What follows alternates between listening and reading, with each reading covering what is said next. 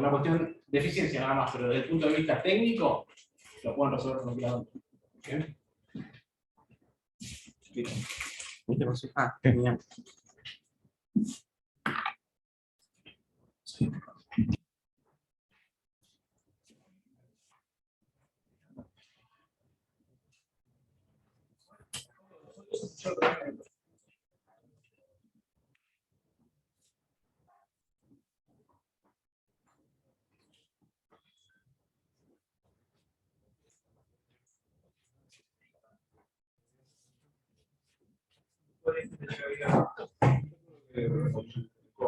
Porque a mí enviaron un montón de mails.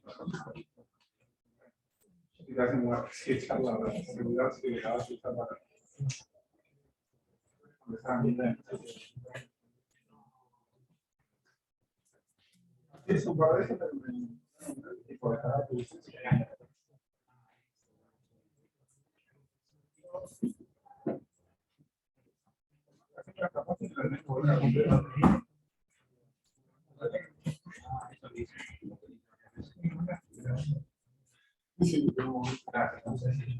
No, mira, para no son tantos.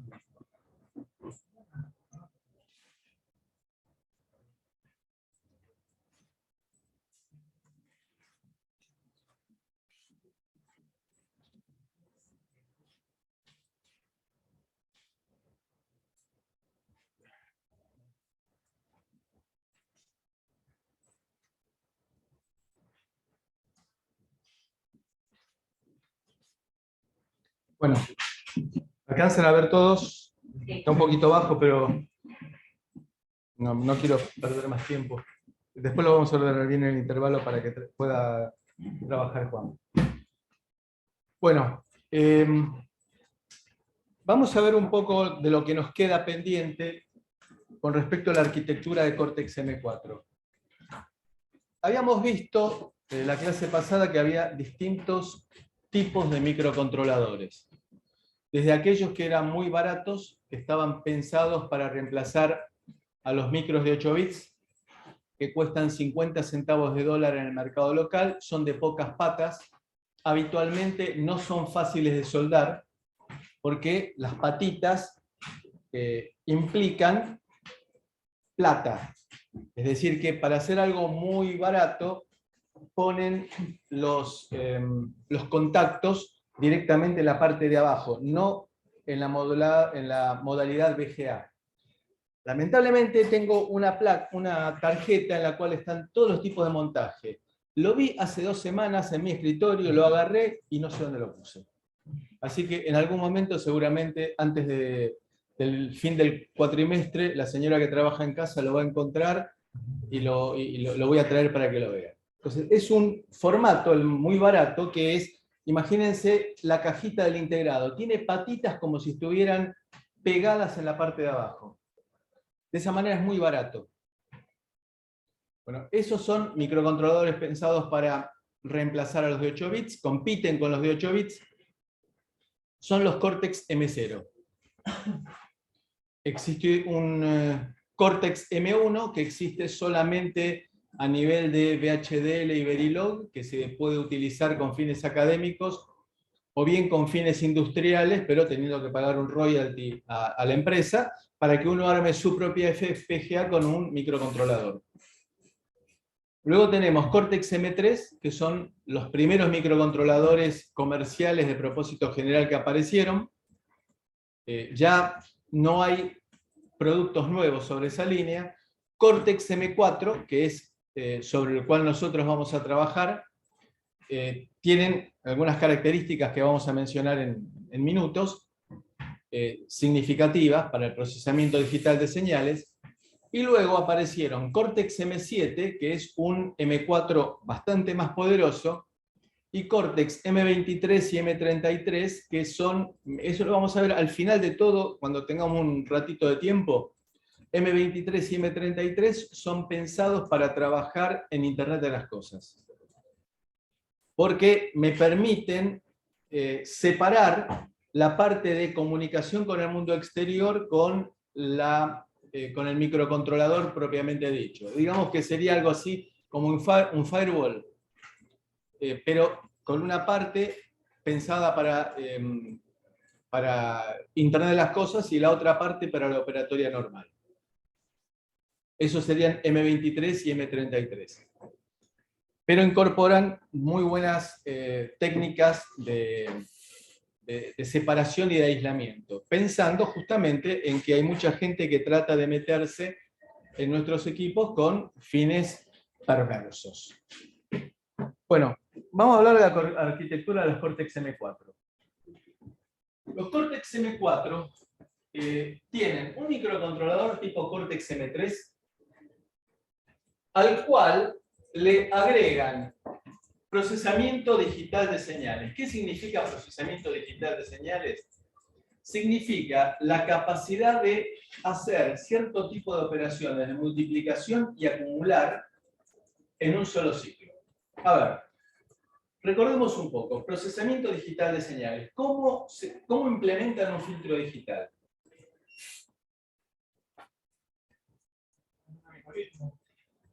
Bueno, pero ¿cómo es el algoritmo?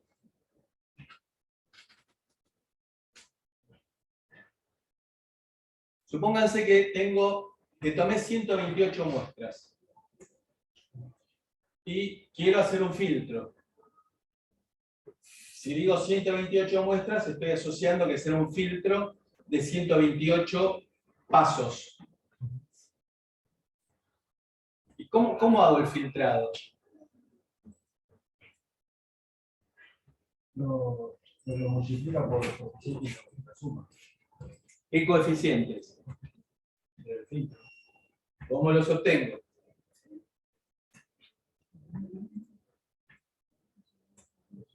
Como decía en el enunciado, por MATLAB.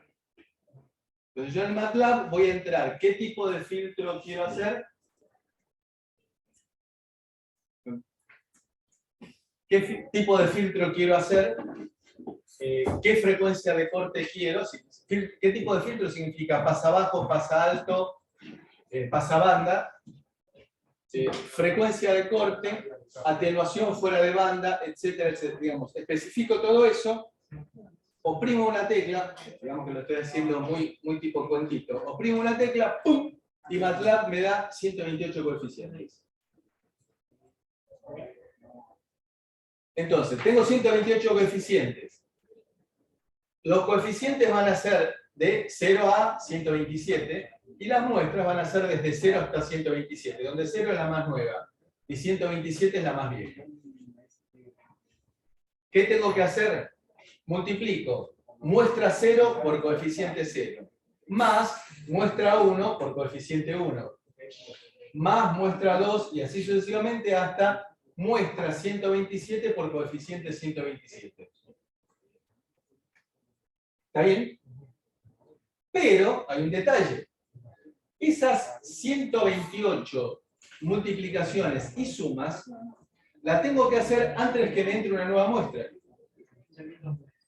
Porque cuando me entre una nueva muestra, tengo que correr todo y la muestra más vieja se pierde. ¿Está claro? Es decir, que tengo problemas de tiempo acá. Bueno, los Cortex M4 están pensados para hacer ese tipo de operaciones en un solo tipo de operaciones. Significa multiplicar y sumar en un solo ciclo de reloj. Perdón, en una sola instrucción, dije mal, en una sola instrucción. Multiplicar y acumular. MAC. Esa es la innovación que nos trae. Y aparte es muy flexible con el movimiento de punteros, porque en realidad cuando me entra una nueva muestra no es que yo corro las 128 muestras para que se me pierda la más vieja. Lo que hago es cambiar un puntero, que es el puntero que me va a decir dónde entra la próxima muestra. Es lo que se llama un buffer circular, que eso lo vamos a ver en el último capítulo de la materia. Es un buffer circular que los datos más viejos se sobrescriben. Buffer circular, ¿qué significa? Que tengo un buffer y lo pliego y se me junta el principio con el fin. Y lo que voy haciendo es corriendo un puntero, diciendo acá terminé, y voy corriendo el puntero para decir dónde tengo que escribir. y por ende dónde me queda la muestra más vieja. Además, Cortex M4 agrega una unidad de punto flotante. Y esto sí que es interesante. Porque si yo voy a trabajar con audio, porque esto está orientado a hacer filtrado digital de audio, no el filtrado digital de video, por la frecuencia de trabajo del micro. Entonces, si voy a trabajar con audio, pensemos una orquesta, un grupo musical. Un grupo musical en el cual hay un momento en el cual está la guitarra apenas tocando para inducir un clima, y hay momentos en el cual está todo el mundo, el bajo a lo loco, la batería a lo loco, es decir, que tenemos un rango dinámico muy amplio, y por lo tanto no me va a alcanzar para expresarlo simplemente un entero, tampoco una palabra de 32 bits. Entonces necesito trabajar con punto flotante. Bueno, este microcontrolador tiene una unidad de punto flotante. Entonces, esto es lo que incorpora Cortex M4 y sobre lo cual nosotros nos vamos a montar, a basar para trabajar con aplicaciones de procesamiento digital de señales.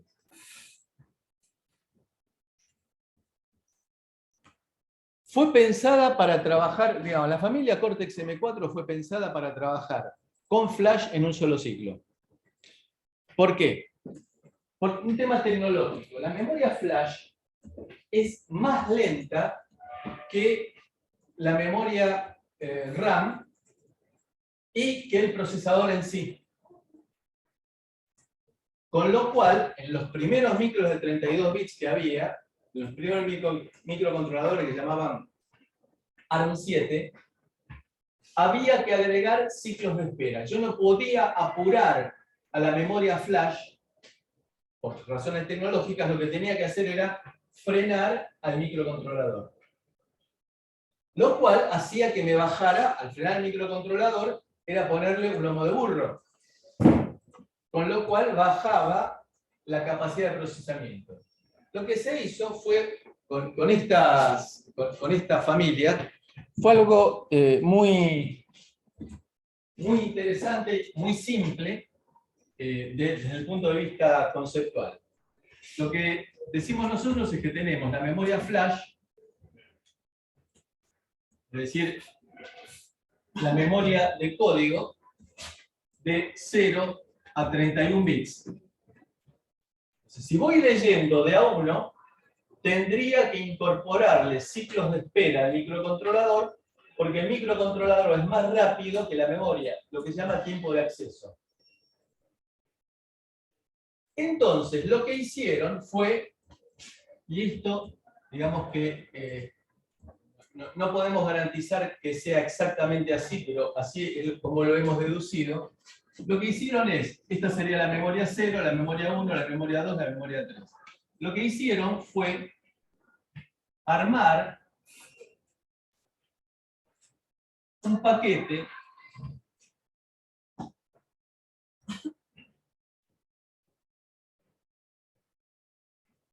memoria 0, memoria 1, memoria 2, memoria 3. Es decir, que en lugar de verla como si fueran un chorizo de palabras de 32 bits, lo que armo es una arquitectura de 128 bits. Entonces, el microcontrolador lee, en el primer momento, en forma lenta, una palabra de 127 bits, y mientras va leyendo los 4 códigos de operación, tiene tiempo de sobra de leer otros 128 bits. Entonces, de esta manera, puedo realmente optimizar y leer la memoria flash en un solo ciclo. ¿Está clara la idea? ¿Qué más?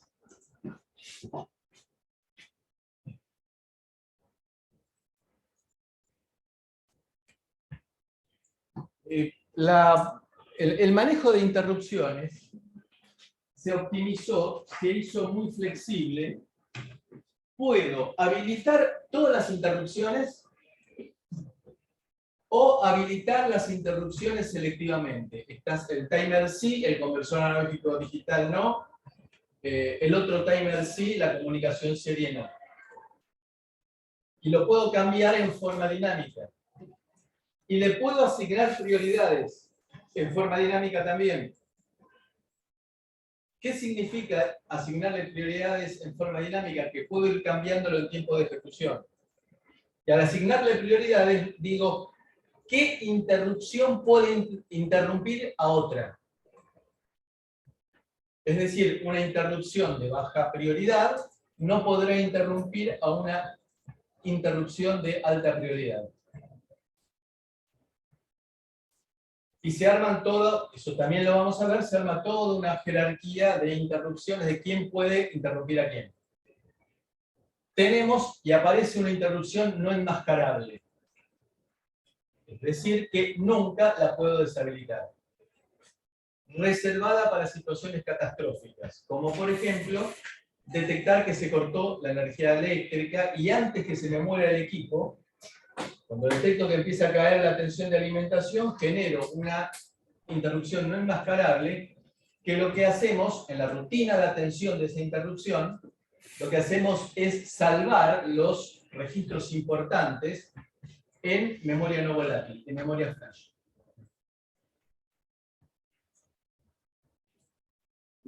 Las interrupciones tienen baja latencia. ¿Qué es la latencia? La latencia es el tiempo de respuesta. Desde que me aparece la interrupción hasta que es atendida. Atendida significa que empiezo a ejecutar la rutina de atención de interrupción. Yo estoy hablando suponiendo que ustedes conocen los términos que estoy utilizando. Estoy tratando de ser un poco cauto con los términos. Si hay algo que estoy diciendo y ustedes no lo vieron, no lo entienden, me paran. ¿Ustedes han visto rutinas de atención de interrupción? Entonces, en el momento en el cual se empieza a ejecutar la primera instrucción de la rutina de atención de interrupción, desde el momento en el cual apareció el pedido de interrupción hasta ese momento es lo que se llama latencia. En esta, y vamos a verlo cuando veamos interrupciones, en esta arquitectura se ha optimizado la latencia, se ha minimizado la latencia. Porque el trámite de entrar en interrupción es un trámite lento. Y que por lo tanto voy a buscar la forma de minimizar ese tiempo. Y acá lo minimizaron por hardware.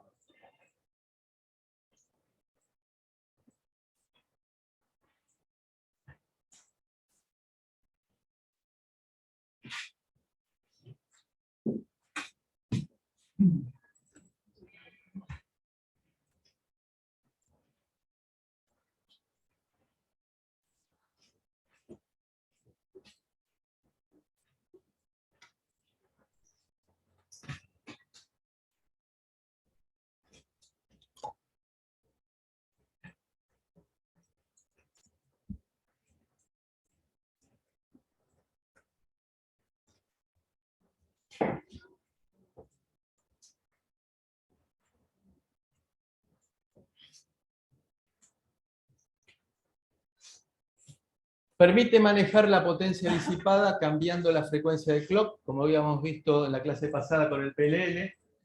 Permite trabajar con modos de muy bajo consumo, en el cual prácticamente matamos al microcontrolador. Más allá de bajar la velocidad de clock, lo matamos, quiere significar lo hibernamos de manera que duren lo máximo posible los equipos alimentados a batería.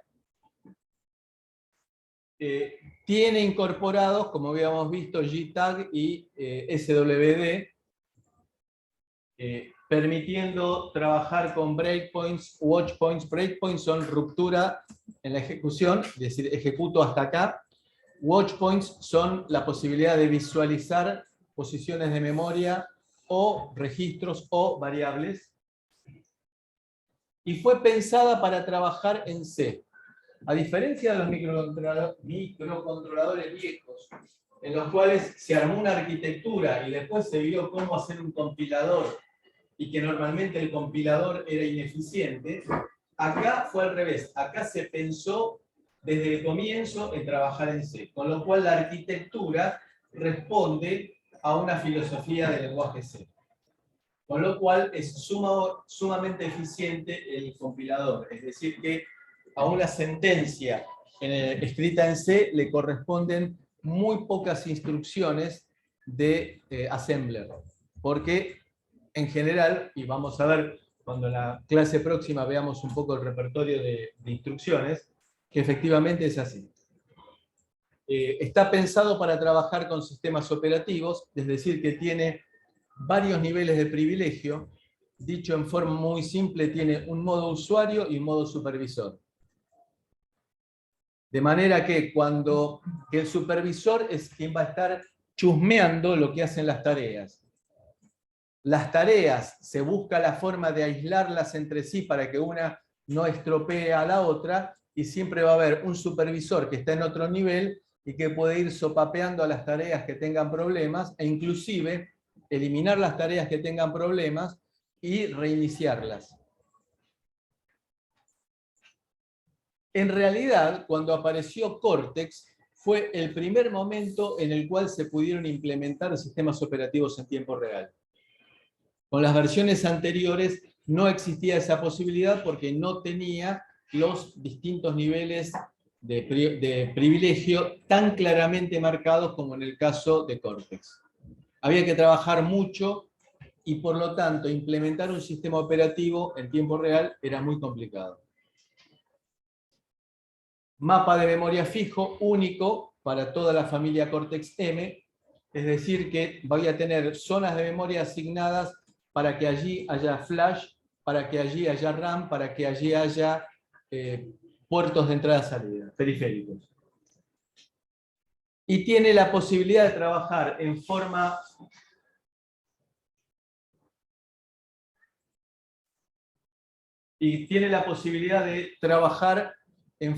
atómica con bits. Es decir, de vuelta, a diferencia de micros anteriores, en los cuales para modificar un bit, es decir, un flag interno del micro, de la memoria del micro, o bien para modificar el estado de una patita, tenía que leer, modificar y escribir.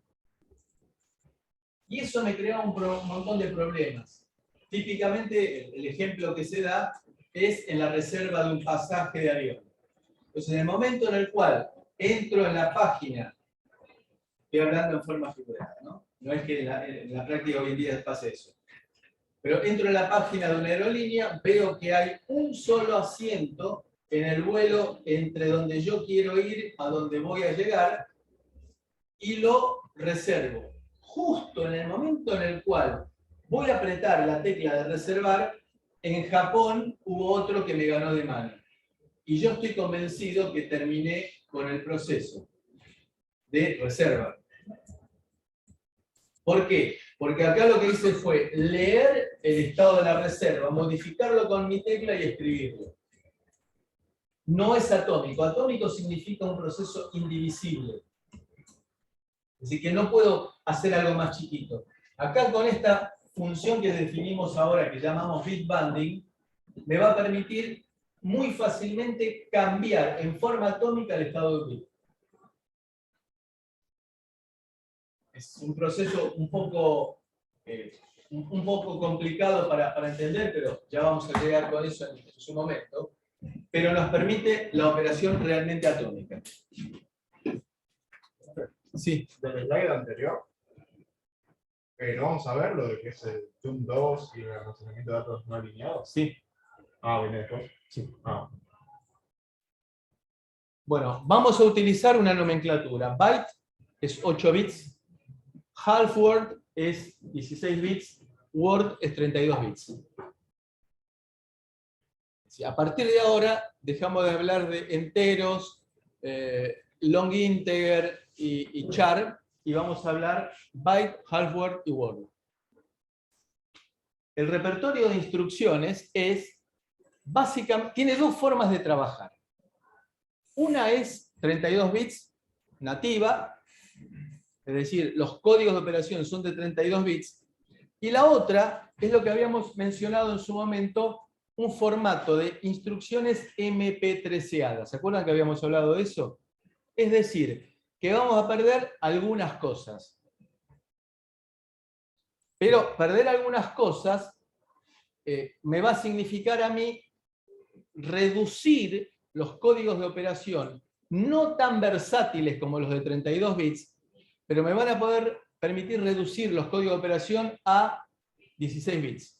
Con lo cual voy a estar duplicando el tamaño de memoria. Porque en donde me entraba una instrucción, ahora me entran dos. Eso es lo que se llama FAMP2. FAMP es pulgarcito. Entonces, le encanta, insisto, le encanta, se ve que tiene mucho tiempo libre en el hemisferio norte y les encanta hacer ese tipo de juegos. Es decir, pulgarcito de achicar. Eso es lo que se llama FAMP. FAMP2 es algo que vamos a ver enseguida, que es la combinación de 32 bits y FAMP. Existen algunas versiones de Cortex que tienen incorporados una extensión que se llama Yacel, hay que buscarlo, no todos lo tienen, no todos los microcontroladores lo tienen, que permite ejecutar applets de Java. Es decir, que me permite a mí enviarle al microcontrolador en forma codificada, por ejemplo, cosas que quiero que me hagan en una pantalla, y no tengo que mandarle píxel por píxel lo que quiero hacer. No está dentro de nuestras expectativas. En el caso de los micros, de Cortex, hay una parte que la provee el diseñador ARM y otra parte que la provee el fabricante del silicio. La parte, el núcleo del microcontrolador, el core, lo provee ARM y dice, esto lo tienen que respetar. La parte de debugging también la provee ARM. ¿Qué significa la parte de debugging? Significa GTAG y SWD. Y la otra parte, el tamaño de la memoria, el tipo de memoria, los periféricos que coloco, es decir, cuántos conversores coloco, cuántas comunicaciones serie coloco, cuántos timers coloco, la parte de clock y la parte de entradas y salidas las pone el fabricante de silicio.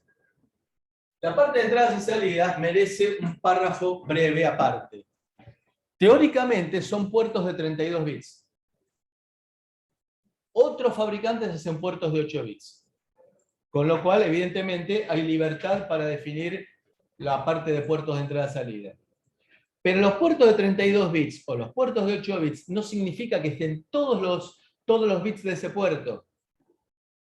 Entonces puede darse el caso que el fabricante me dice, del puerto 2 vamos a tener los bits 0 a 7, el 11, el 14, el 17, el 21 y después de ahí hasta el 31.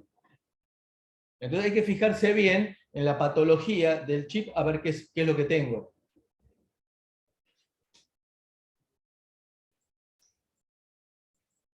Entonces, la arquitectura Cortex-M, acá lo que estamos viendo es el núcleo de Cortex. ¿Qué es lo que tiene?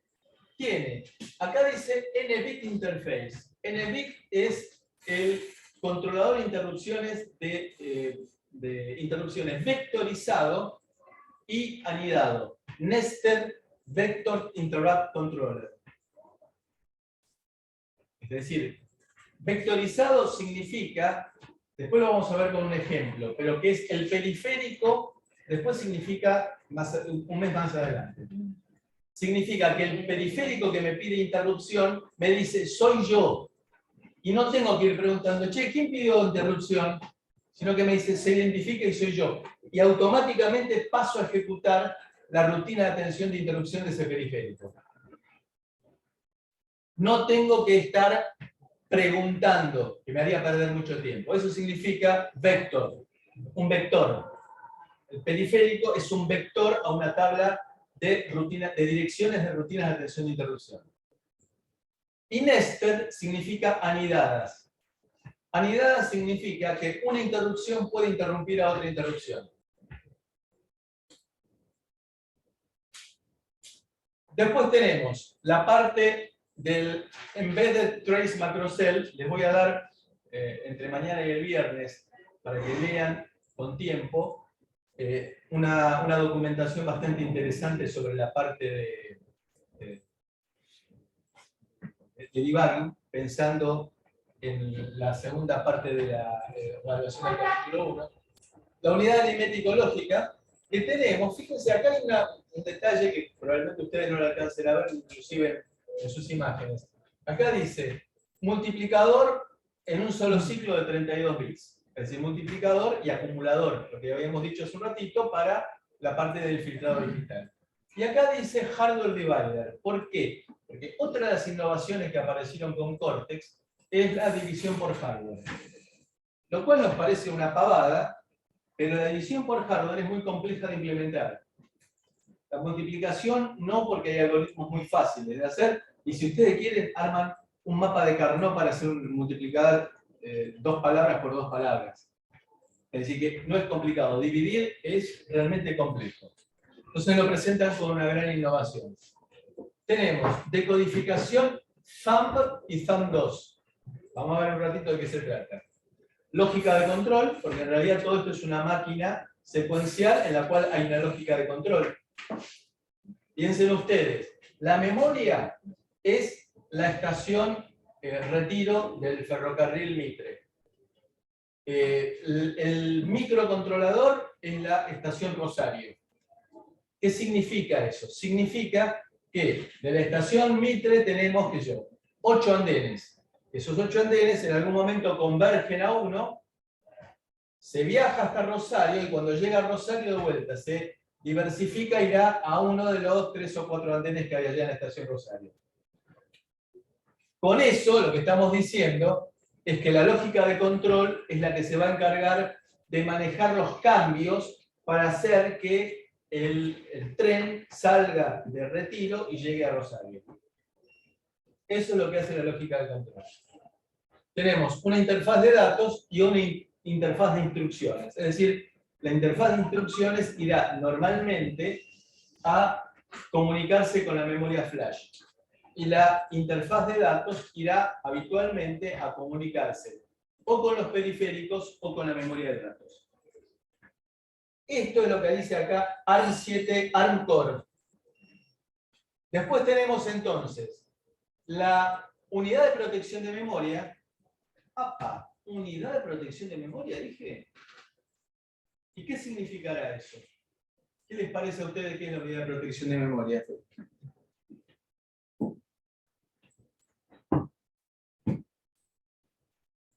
¿Ustedes recuerdan que yo hace un ratito dije que la idea es que una tarea no estropee a otra tarea? ¿Y cómo evito que la estropee? Por ejemplo, diciendo, esta tarea puede usar este tramo de memoria. Si quiere acceder fuera de esa zona de memoria, habrá una unidad de protección de memoria que va a generar una excepción, es decir, un nivel un poquito más alto que una interrupción. Porque la interrupción se supone que son eventos externos.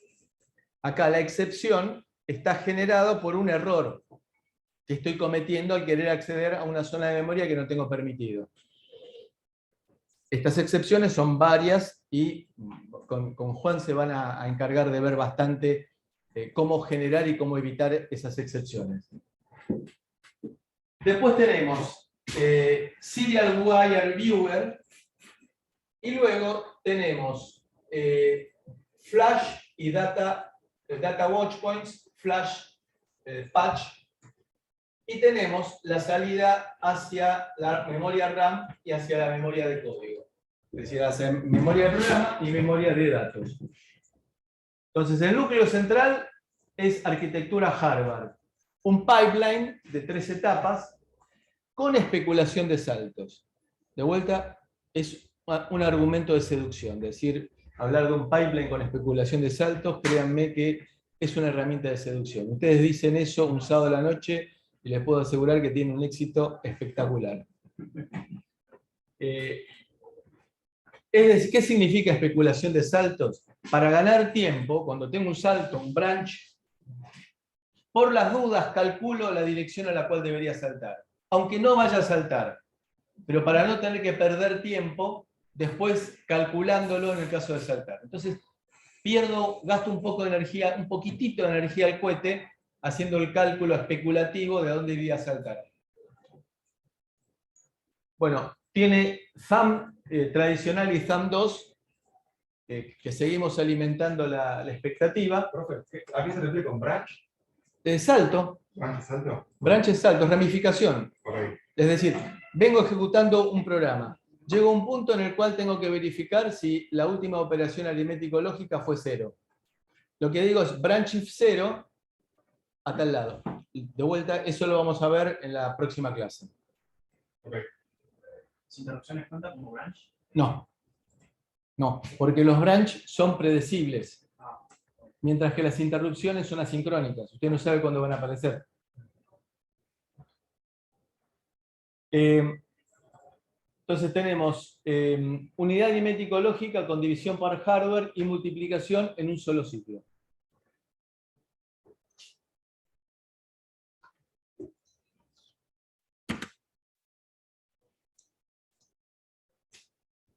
Las interrupciones son configurables, es decir, yo puedo programar cuáles habilito, cuáles deshabilito, qué prioridad tienen, es decir, que es muy flexible. Es una realmente de las herramientas más notables de la familia Cortex. Lo fácil que es trabajar con interrupciones. Bus Matrix. Significa, Bus Matrix, que todo ocurre como si yo tuviera un circuito impreso de varias capas en las cuales la comunicación, las vías de comunicación entre una capa y la otra son programables. De manera que yo puedo, por ejemplo, llevar, por ejemplo, en las columnas me viene, supónganse, la comunicación serie, los resultados de la comunicación serie. Entonces, yo programo que los resultados de la comunicación serie me vayan, por ejemplo, a la memoria 2. Vamos a ver que el mapa de memorias está dividido.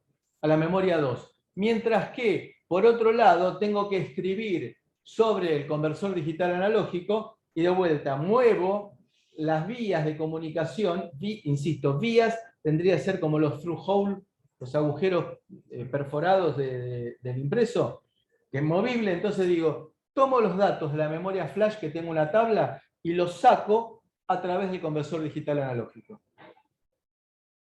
Es terriblemente flexible y poderoso.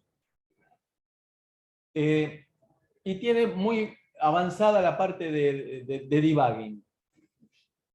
Comenzó siendo un opcional la unidad de protección de memoria, la MPU, Memory Protection Unit, y el Embedded Trace Macro, Embedded Trace Macro Cell, es decir, la parte más elaborada del debugging. El máximo nivel de debugging.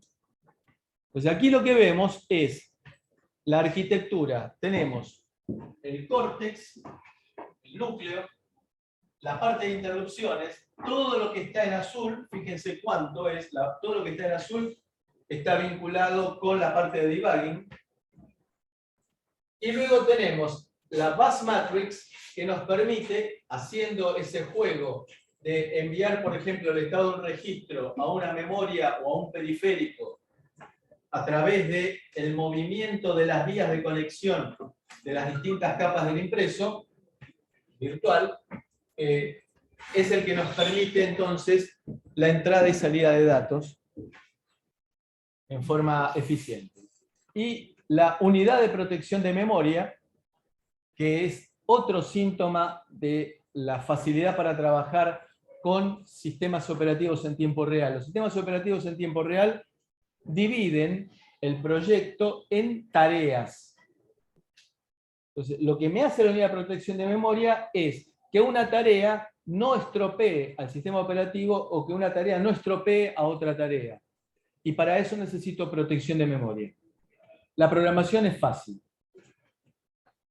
Nosotros no vamos a tener que trabajar en la protección de tareas, sino que vamos a utilizar para eso un sistema operativo en tiempo real que ya lo tiene implementado.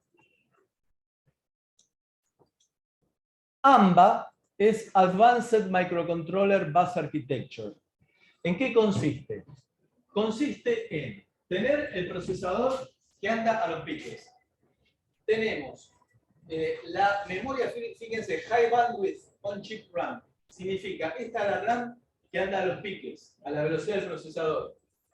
La vinculación con memoria externa en alta velocidad. Acá tenemos el acceso directo a memoria, el máster, el que se encarga de la programación. Eso significa, voy a tomar 128 muestras del conversor analógico a digital y las voy a llevar por acceso directo a memoria a partir de la posición 101100.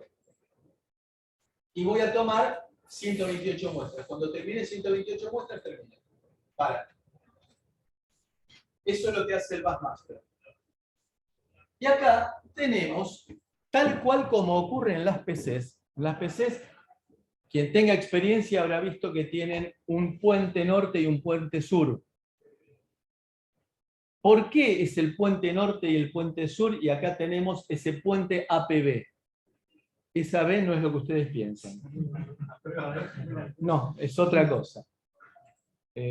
Advanced Peripheral Bus. Así que vieron que son mal pensados.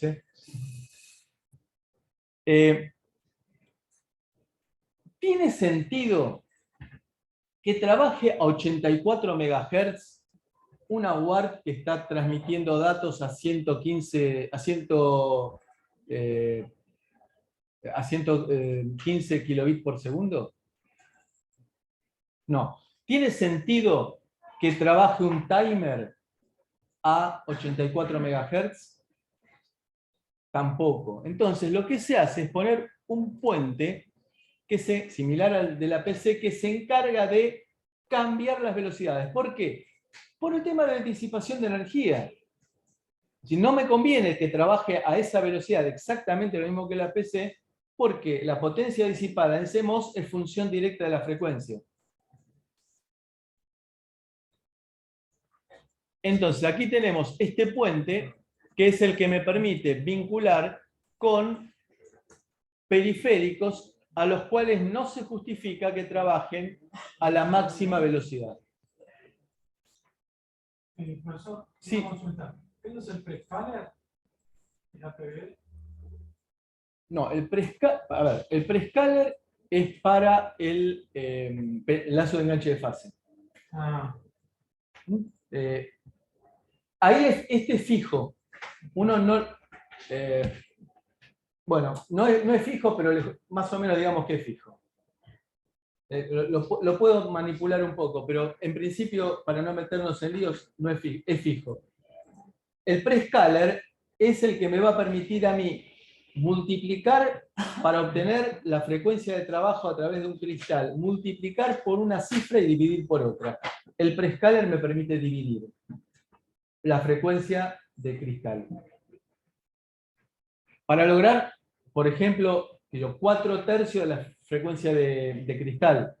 Entonces, ese 3 es el prescaler. Bueno, vamos a ver un poco más en detalle. Acá tenemos el Advanced High Speed Bus, la matriz que me permite la vinculación de filas y columnas en ese hipotético circuito impreso. Y acá tenemos el acelerador de flash. El acelerador de flash es esta historia que dijimos acá, la de leer varias palabras simultáneamente. El acelerador de flash hasta 512 K de flash, hoy en día es un poco más, hasta 2 megas de flash, 64 y hasta 128 y 256 K de RAM, con su correspondiente controlador. Esto están trabajando todo junto con el núcleo, con las interrupciones, con la unidad de protección de memoria, con la parte de debugging. Están trabajando sobre el bus de alta velocidad. Y después tenemos acá los periféricos están sobre el Advanced Peripheral Bus, sobre el APB, que tenemos toda la parte de comunicación serie. La verdad que los colores elegidos no son demasiado felices para verlo, ¿no? Acá tenemos, para que I cuadrado C, SPI, I cuadrado S, que es para audio. WARTS, CAN, Controller Area Network, es una normativa de comunicación que habíamos mencionado en la clase pasada. Ethernet, acceso directo a memoria, USB, la parte física y el acceso directo a memoria. Porque, digamos, en esta generación de micros están pensados mayoritariamente para que del procesador vaya directamente al conector USB, sin tener que ponerle ningún hardware adicional. A diferencia de que en la parte de Ethernet, que hay que poner un conversor de niveles externo. Y después tenemos conversor analógico a digital, conversor digital analógico, timers, control de motores y el encoder, el codificador que me permite, por ejemplo, el motor en qué sentido está girando. Detectar por cuadratura en qué sentido está girando. Esta es la arquitectura Cortex-M, genérica. En el caso del 401 RE, tenemos un micro de 84 MHz,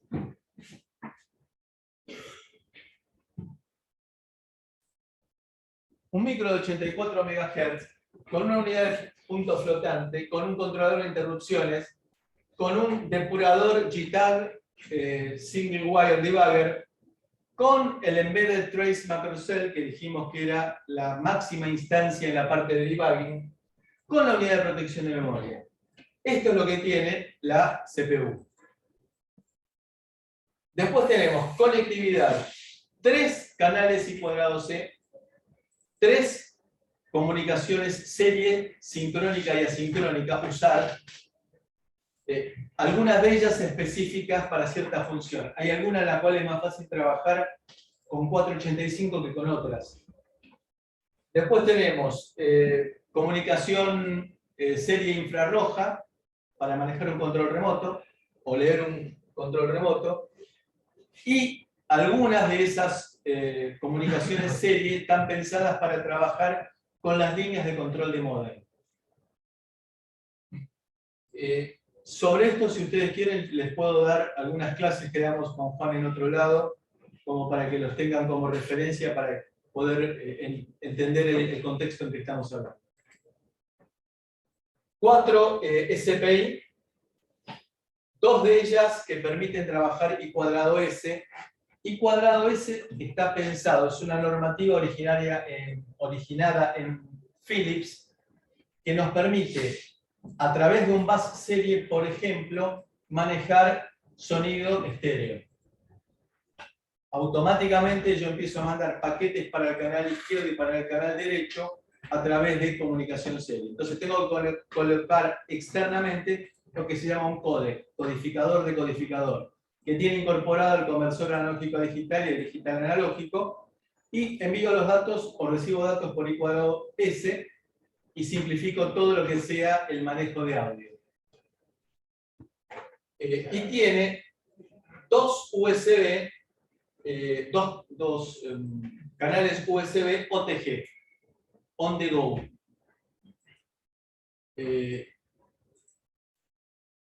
La parte de control. Tenemos 5 timers de 16 bits, un timer de 16 bits pensado para el control de motores, con PWM, modulación por ancho de pulso, 2 timers de 32 bits.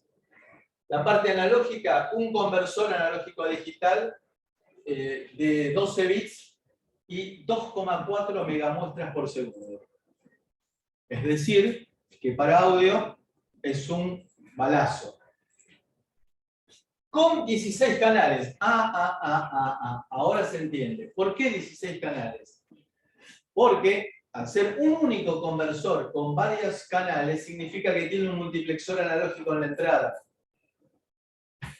Es decir, que me pongo en el canal 0, convierto. Me pongo en el canal 1, convierto. Me pongo en el canal 2, convierto. Me pongo en el canal 3, convierto. Con lo cual, la cantidad de megamuestras por segundo hay que repartirla entre la cantidad de canales que esté barriendo. Es decir, que si estoy trabajando con 4 canales, los 2,4 megamuestras por segundo se convierten en 600 kilomuestras por canal. ¿Está bien? Y tiene un sensor de temperatura incorporado. El sistema tiene una fuente que me permite, normalmente el núcleo del procesador trabaja a menor tensión por la disipación de energía. B cuadrado sobre R. Entonces tiene un regulador interno que me permite llevarlo a 1,2 volts. Para mí es transparente eso. Y que tiene toda la parte de detección de fallas, que me fui para arriba o para abajo de la tensión. Está todo a través de estas siglas que aparecen aquí. Un oscilador interno de 32 kHz. Es decir, que puedo utilizar, si quiero, un cristalito de los que usamos en los relojes. Y me permite también trabajar con cristales externos desde 4 hasta 26 MHz. Y después tendré que multiplicar y dividir por la cifra que corresponda para lograr los 84 MHz de clock. ¿Por qué? Por varias razones. Primero, hacer un oscilador de 84 MHz no es fácil. Y aparte empieza a meter ruido por todos lados. 84 MHz es zona de los canales de televisión bajos, canal 2, canal 3. Con lo cual, al poner un cristal de 4 MHz, por ejemplo, y multiplicar y dividir para llegar a los 84, evito ese problema. No tengo nada en la zona de 4 MHz. Tiene un oscilador interno de 32 kHz también, es decir, puedo poner el cristal externo o un oscilador interno que anda bastante bien, pero es barato. No tengo que poner un cristal externo. El lazo de enganche de fase, el PLL, la parte de control del reloj, un reloj de tiempo real con la posibilidad de despertarlo, el Wake Up Unit. De despertarlo significa lo tengo en muy bajo consumo y de golpe se produce transcurrió un cierto tiempo programado y se despierta el microcontrolador. ¿Eso se hace a través del watchdog, profe? ¿Cómo, perdón? ¿A través del watchdog? No, esa parte. Eso no, bueno. Después acá tenemos el watchdog. Después tenemos, de acuerdo con la versión, 36, 50 o 81 patitas. ¿La versión qué significa? El encapsulado. Evidentemente, en un chip de 80 patas no voy a poder tener 81 pines de entrada-salida. Después tenemos internamente la verificación del CRC, el cálculo del CRC. El CRC es una forma de detección y corrección de errores que se encuentra incorporada. Y tenemos una identificación única de 96 bits. De manera que yo pueda llegar a determinar qué chip fue a cada lugar. Y después tenemos también la posibilidad de manipular la tensión de cada zona del micro interna trabaja una tensión distinta. Dijimos que la parte de la CPU trabaja, que es la que más rápido trabaja, es la que va a trabajar a menor tensión para disipar menos energía. La familia tiene 16 registros. Los 3 últimos, que son el R13, el R14 y el R15, son dedicados.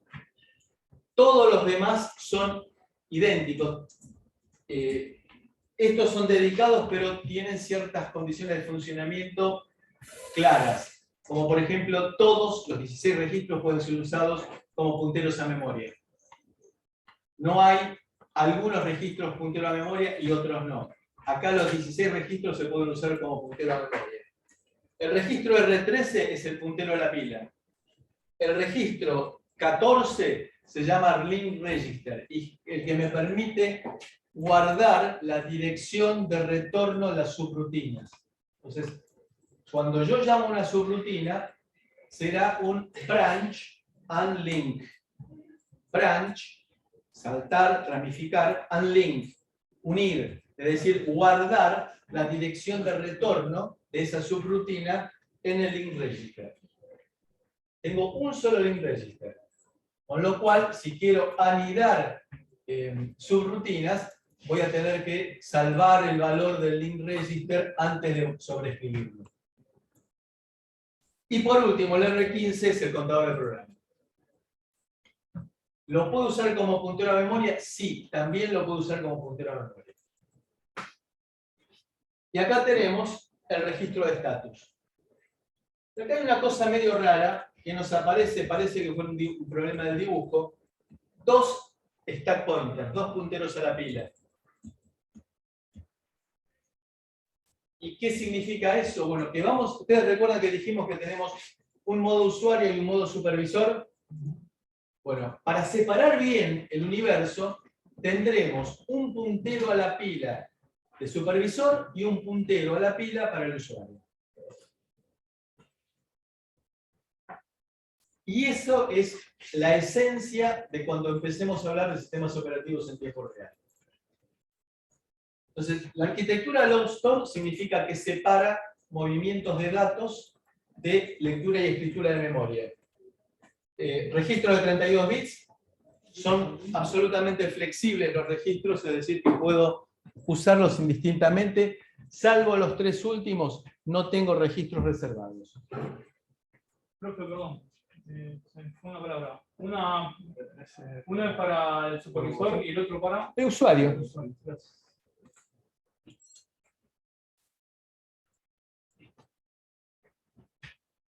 Cuando yo MP3eo las instrucciones, una de las cosas que empiezo a perder son algunos bits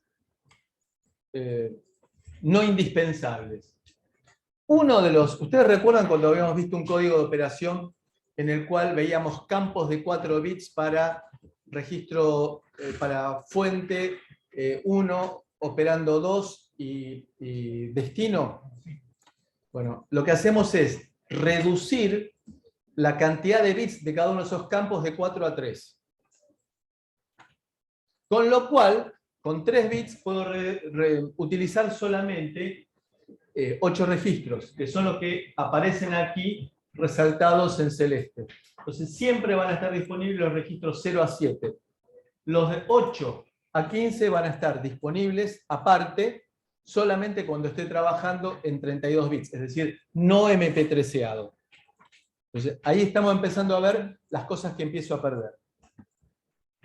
Acá están entonces, el R15 es el contador de programa, el 14 es el link register, el R13, ojo, acá donde dice excepciones, no significa que guarde la dirección de retorno de las excepciones, no es eso, sino que significa que tiene significado en las excepciones.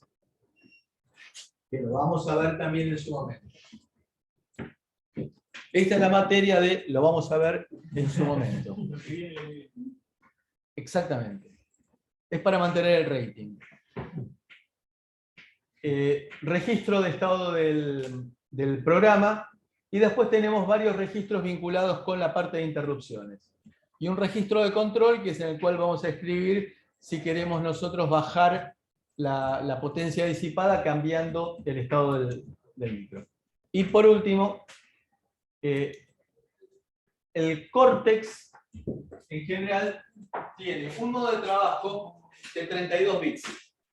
Otro modo de trabajo de 16 bits.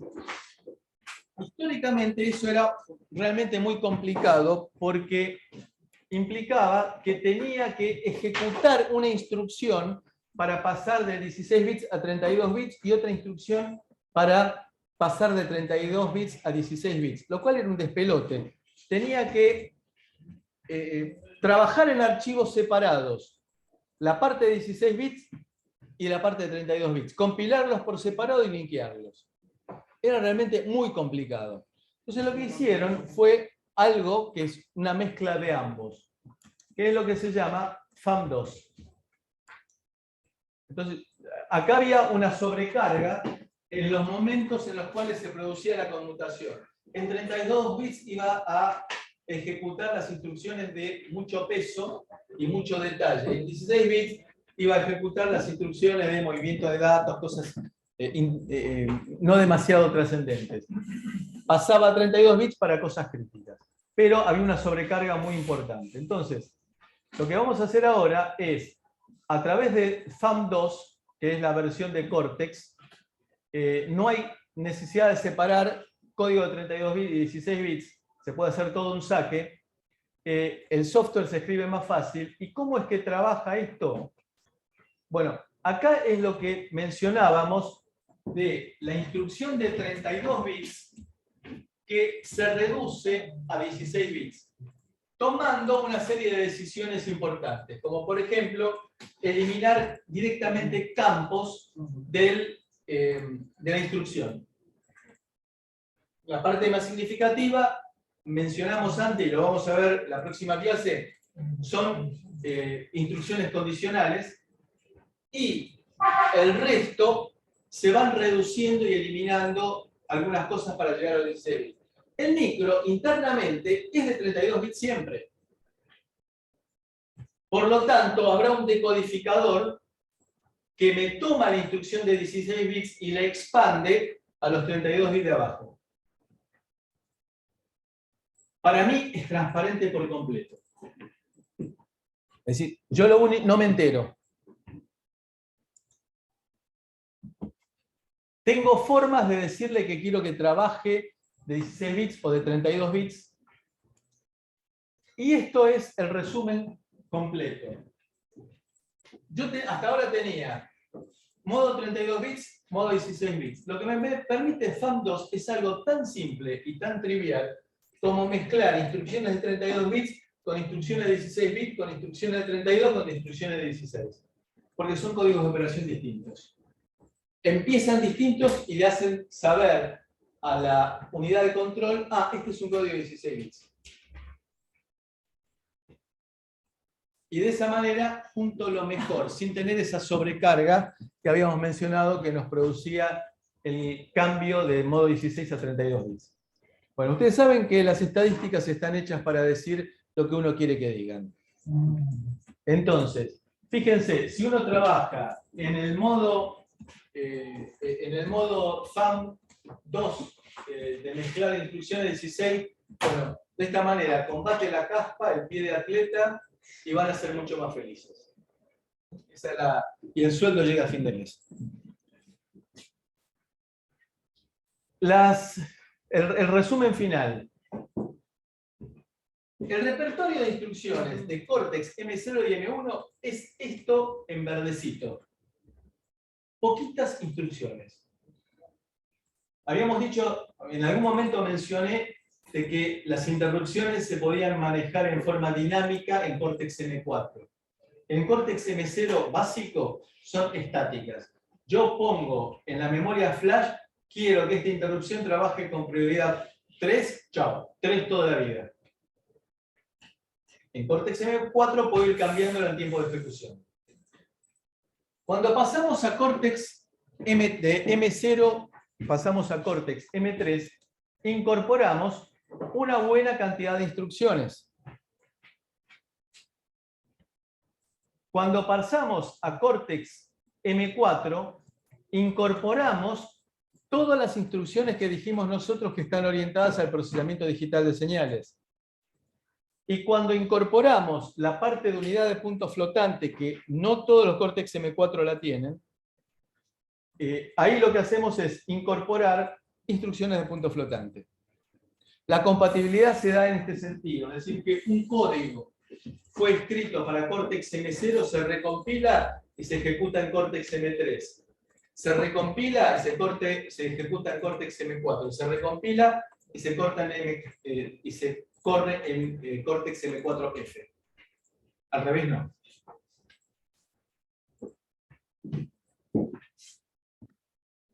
¿Preguntas? Bueno, seguimos en 10 minutos. ¿En qué parte de Campus está? ¿O en la última parte? No, Ahí la última vez que... Igual ahora lo voy a actualizar.